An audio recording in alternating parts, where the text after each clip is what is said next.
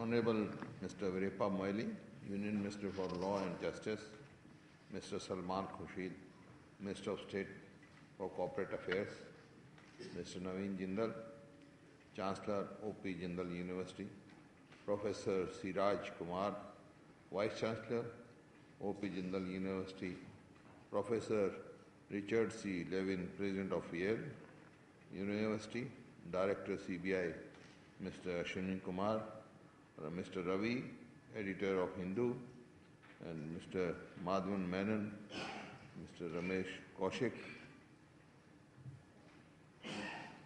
my colleague, other MLAs present over here, learned speakers, respected guests, faculty, student, and member of the staff.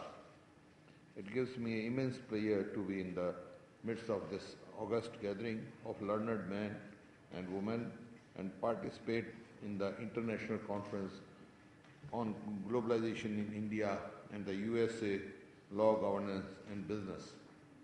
I feel privileged to share my views with eminent personalities on a subject which has a lot of relevance today. I must compliment the Jindal Global University on choosing such a relevant topic for discussion. Globalization is the name of a process by which regional economies interact and integrate with the world markets, making the world a truly global economy. A very significant feature of the global economy is that the weight of global economy activity is gradually shifting to emerging economies. In many parts of the developing world, per capita incomes have either doubled or are expected to double every decade. This unprecedented pace of change far exceeds what was witnessed during Industrial Revolution in Europe.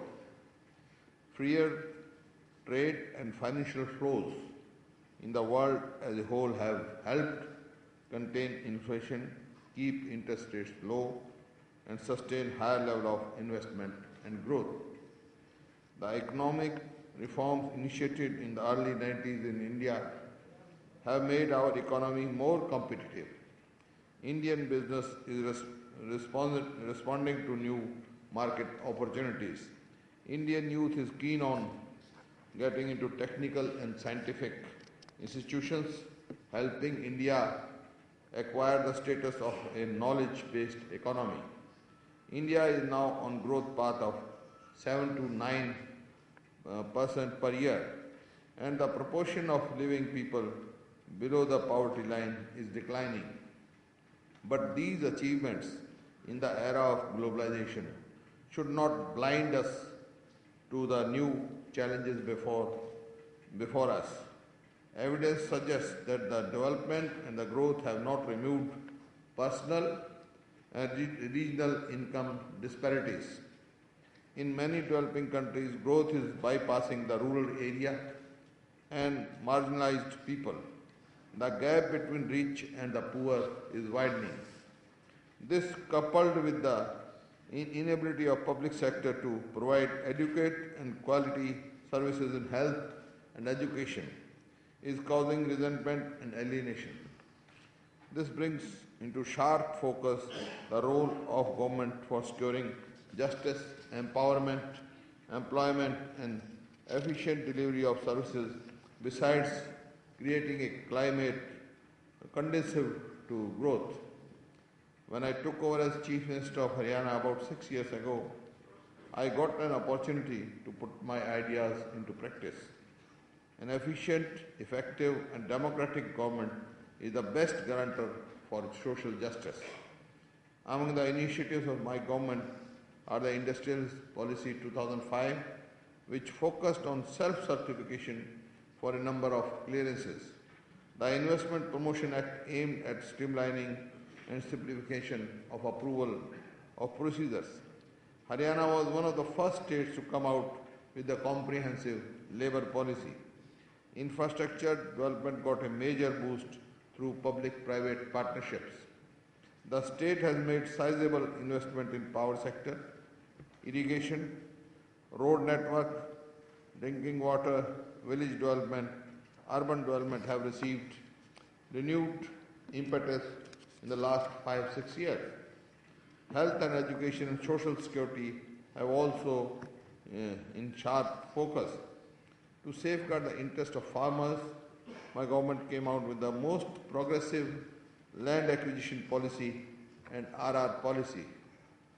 Ladies and gentlemen, the land acquisition and RR policy, along with labor reforms, were shortlisted as the best practices by the World Bank in its report on doing business in India 2009.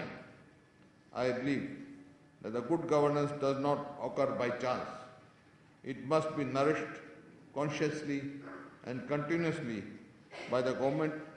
During my present term, I intend to move further in the matter. We are reviewing the industrial policy of 2000 plan and plan to come out with the comprehensive investment industrial policy, for which the consultative process has already been completed. To facilitate transparency and speed, we are putting the government in e-governance mode.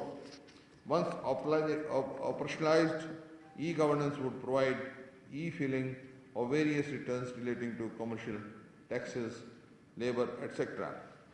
Ladies and gentlemen, globalization poses both opportunities and challenges. While gains of globalization are well known to us, the recent financial crisis has adequately demonstrated its negative effects. This underlines the paramount need for a more sustainable model of development. The intellectual class and the academic world must take this call and find solutions to secure inclusive and sustainable growth.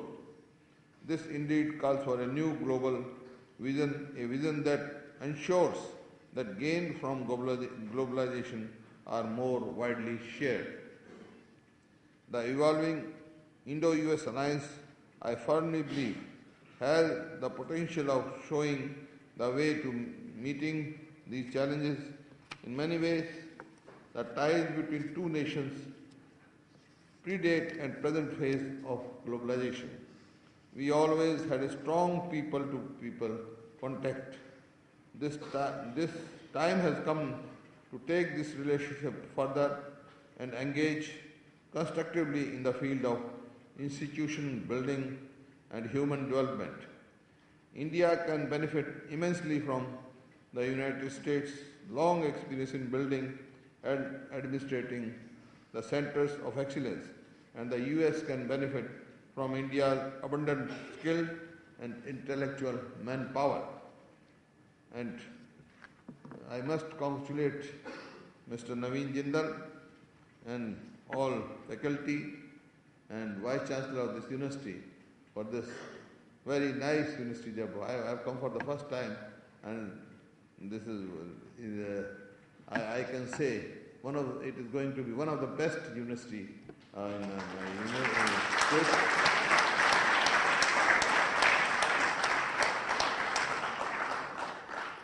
Although I am also a lawyer, I have also passed the law, but the specialization you are going to have. Law is a art. Practicing law is art. It can be interpretation, can be all the sides. My law minister is there.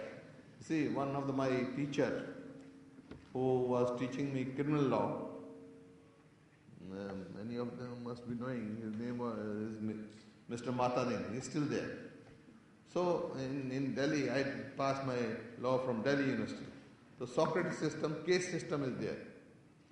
So one problem was put by teacher and one of students, he replied. And my teacher said, yes. Meanwhile, another student said, no sir, this is not like this. He said, you are right. You are also right. First also he said, you are also right. The other student who said, no, this is not like this, but like this. To him also he said, you are also right. Then a third student stood up. He said, how can these both be right? He said, you are also right. Law is such. So law depends on interpretation. So, during deliberations, every speaker must have talked in his way. He in best of his capabilities, he has most put up his ideas. So, but the best way is to judge and implement by you, especially students. Before I conclude, I must thank you for affording me this opportunity of sharing my views with you. I do hope that the deliberation of this conference will go a long way in finding answers to some of the problems globalization has posed to humanity. I wish the conference a great success. Thank you very much, and I welcome especially President of the Yale and my friend Salman Khurshid and Law Minister. Because although I should have been here before they reached, but I got late. That was beyond my control. Thank you. Thank you.